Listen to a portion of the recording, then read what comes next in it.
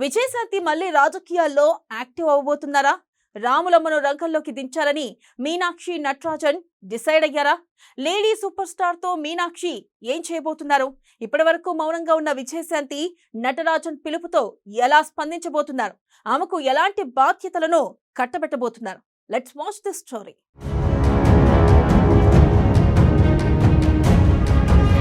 వెండితెరపై ఒక వెలుగు వెలిగిన విజయశాంతి. సోనియా సమక్షంలో కాంగ్రెస్ కూటికి విజయశాంతి.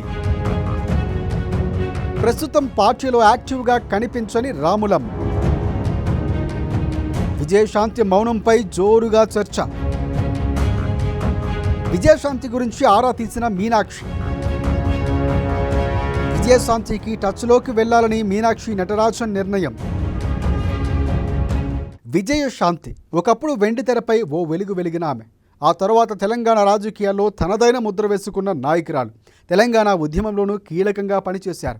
తల్లి తెలంగాణ పేరుతో సొంతంగా పార్టీ పెట్టి ఆ తర్వాత కేసీఆర్ ఆహ్వానంతో దాన్ని అప్పటి టీఆర్ఎస్లో విలీనం చేశారు ఆమె. కారు పార్టీ నుంచి ఎంపీగా గెలిచి పార్లమెంటులోనూ తెలంగాణ వారిని గట్టిగా వినిపించారు విజయశాంతి.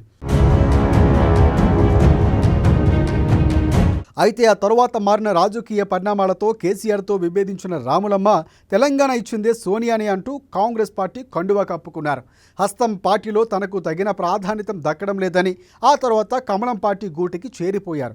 2023 అసెంబ్లీ ఎన్నికలకు ముందు బీజేపీకి గుడ్ బై చెప్పేసి మళ్ళీ తిరిగి తన సొంత గూటు కాంగ్రెస్లోకి చేరారు.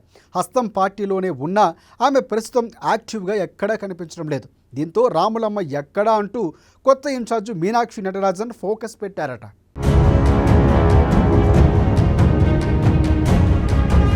కాంగ్రెస్ అధికారంలో ఉన్న పార్టీ కార్యక్రమాలకు మాత్రం రాములమ్మ దూరంగా ఉంటున్నారు. ఏదైనా ఉంటే కొద్ది రోజుల ముందు వరకు ట్విట్టర్లో రియాక్ట్ అయ్యేవారు. అయితే ఇప్పుడు సోషల్ మీడియాలోనూ ఆమె ఎక్కడా కనిపించడం లేదు. తెలంగాణ రాజకీయం రగిలిపోతూ ఉన్న అధికార విపక్షాల మధ్య మాటల యుద్ధం నడుస్తూ ఉన్న రాములమ్మ మాత్రం రియాక్ట్ కావటం లేదు. నిజానికి పార్టీ అధికారంలో ఉన్నప్పుడు నేతలు ఎవరైనా సరే యాక్టివ్గా ఉంటారు. అయితే విజయశాంతి మాత్రం పార్టీ పవర్లోకి వచ్చాక సైలెంట్ అయిపోవడం ఇంట్రెస్టింగ్గా మారింది. విజయశాంతిని పార్టీ పిలవటం లేదా, లేదంటే పార్టీ నేతల వైఖరి నచ్చక ఆమెనే దూరంగా ఉంటున్నారా అనే చర్చ కూడా నడుస్తుంది. ఎన్నికల టైంలో విజయశాంతి సేవలు వినియోగించుకున్న కాంగ్రెస్ నేతలు ఆ తరువాత ఆమెను పట్టించుకోవడం మానేశారని, దీంతో రాములమ్మ కూడా సైలెంట్ అయ్యారనే చర్చ కూడా ఒకవైపు జరుగుతుంది. అయితే మళ్ళీ ఆమె పేరు గాంధీ భవన్లో రీసౌండ్ ఇచ్చేస్తోంది ఇప్పుడు. అయితే రాములమ్మ గురించి కూడా మీనాక్షి ఆరా తీశారట. విజయశాంతి పార్టీకి ఎందుకు దూరంగా ఉంటున్నారు, ఎందుకు ఆమె పార్టీ కార్యక్రమాల్లో పార్టిసిపేట్ చేయటం లేదని పార్టీ నేతలు ప్రత్యక్షంగా అడిగి తెలుసుకున్నారని కూడా తెలుస్తోంది.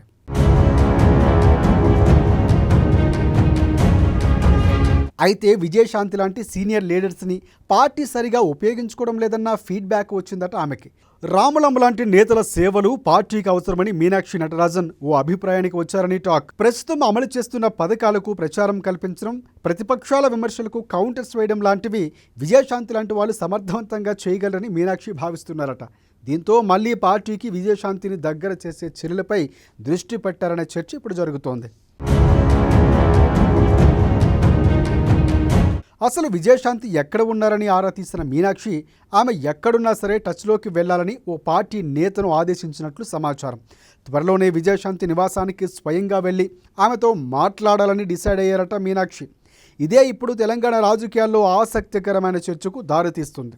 మీనాక్షి వెళ్ళి కలిసినా రాములమ్మ సానుకూలంగా రియాక్ట్ అవుతారా, ఎందుకో మౌనంగా ఉండాల్సి వచ్చిందో రివీల్ చేస్తారా, రాములమ్మ చెప్పబోయే విషయాలు పార్టీలో ఎవరినైనా ఎఫెక్ట్ చేసే అవకాశం ఉందా, ఇలా చాలా రకాల ప్రశ్నలు తెర మీదకి ఇప్పుడు వస్తున్నాయి.